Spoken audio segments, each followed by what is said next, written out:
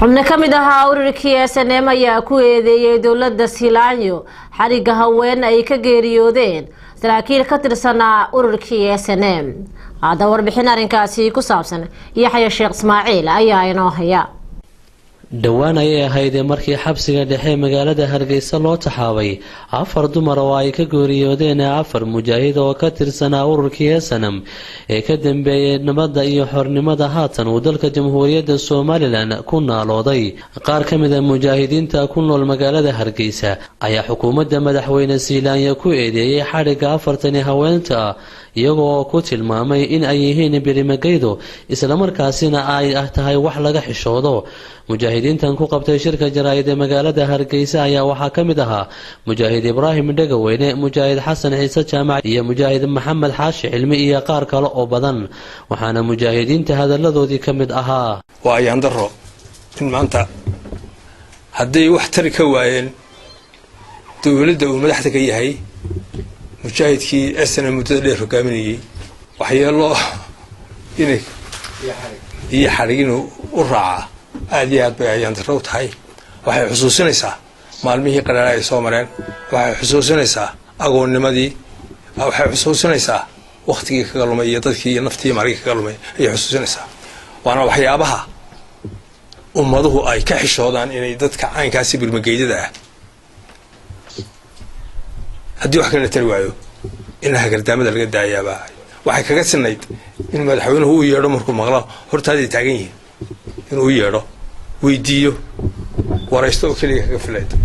ayaan daraase way tahay.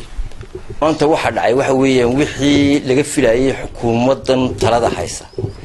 markii ka soo jeesteen isku dirkii dadkii beelihii walaalaha ahaayay wada deganaa ayay waxay u soo jeesteen in mujaahidiintii caanka ahayd ee la yaqaanay ee wadankan u soo dhimatay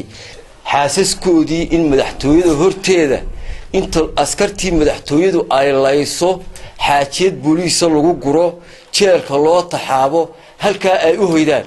waa tii laga filayay. wax allaala iyo waxay hambeynayaan ma jirto. maanta dumarkan fadhiya mujaahidiintu ay ka dhinteen waa proof in wixii la sheegay wadankani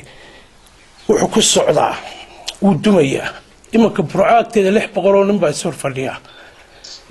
wasiirka macdanta iyo biyuhu lacagtii corruptionka uu ku qaatay ayay wacyigelin aanu cidna siin buu yiri RRU baan gelinayaa dadkii deegaankoodii intuu ugu yimid. calaamadihii golahan ka hadlayeen bay ka mid tahay in wadankan lagu wado dumis, in wadankan lagu wado baabiin. xasan waa halkan maanta nala jooga oo ayaamahanba warkoodu socday. dumarkii raggii SNM ugu qaalisanaa ee ugu waxtarsanaa ee tiirarkii ugu adkaaya ku joogtay ee halgankan lalaha aynu maanta xornimada aynu joogno dhiigoodii qaaliga ha u huray ee ubadkoodii ku agoomoobeen ee gurigoodii uga baxeen ee bilaabay. maxamed cali waa garanaysaan, qof aan garanayni ibraahim jaamac dhiif, ibraahim halliqin waa garanaysaan, carab eleeye iyo xiis maxamed cali qoys welibana gacmaha ayaa qaar ka jaban yihiin. dhaawac ayaa loo geystay, xarig baa loogu daray, karaamadoodii baa meel lagaga dhacay. waxay u soo dhinteen waxa la xasuusinayaa ummadda SNM halka ay ka joogta dawladdan maanta joogta. ummadda Soomaaliland inay arrinkaa jawaab cad ka bixiso iyo wixii waxaan sameeyeyba ayaanu uga fadhinaa.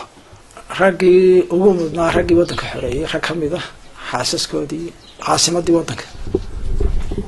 bilayskii wadanka loo soo diro oo ay riixaan oo ay jeelka geeyaan PlayStation-ka muddo ku hayaan. waa nasiib darro aad iyo aad waa barmadow oo taariikhi ah oo xukuumaddan ku taal. sida Ibraahim sheegayna waxa weeyaan arrin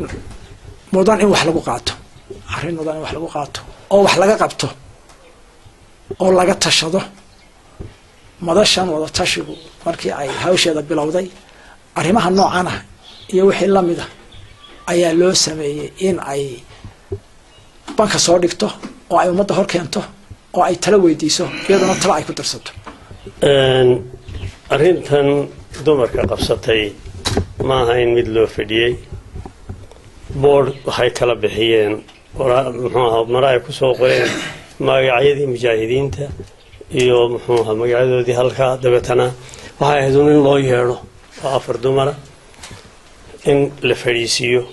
la waraysto carruurtii laga waraysto xaaladooda laga waraysto waa xorriyadan aynu maanta ku fadhinayno ku naaloonayno dadkii u dhintay bay muxuu ahaa ka mid yihiin kolkaa horta taasi waa wax sheegtay madaxtooyada iyo inta muxuu ahaa ka shaqaysa kolkaa waxaa aan ku soo gunaanadi lahaa habkii dalkani ku hor ugu mari lahaa lama hayee dariiqii ha lagu soo noqdo wadatashi dib ha loogu noqdo inama anfacdo sida muxuu ahaa maanta loo wadaa wax inama anfacdo dumarkana way waraysan siyaayana waxaan Axmed Maxamedna waxaan u soo jeedinay dee rag baa ku soo dhiig rag baa meeshan aad ku timi oo aad ku fariisatay kursigan markii damar anaga soo halganay anaga iyo wadkayaga war soo halganay hadii arintu saa ku sii socotaba dee waxay la tahay horta wuxuu dibiga weysha gowrac dibiga ha ku qoostay maanta marka anagu aan waxba weynay agoon kale iyo naafa kalena inaan waxba helaynin wax bila sharaf baa sameysay waxa sameeysan inqilaab madaxtooyada halka isla taagteen boorka basku isma taagabayday marka waxa weeyaan imika dawladda meel kaga dhacdeen hadda ka baxa kadinka mar dambe hadda hadashaan ama meel aad taagantiin leedan arkana sabada iyo ku taanta leedan kala xishoon maay dabeetana anigu markaa waanu yaabnay dabeetana waxaan ku leeyahay haddaan Soomaaliland intaan xarig lana xidhay horta anaga ragga wadankii ragga ugu soo dhintay dabeetana haddii maantana lana xidhay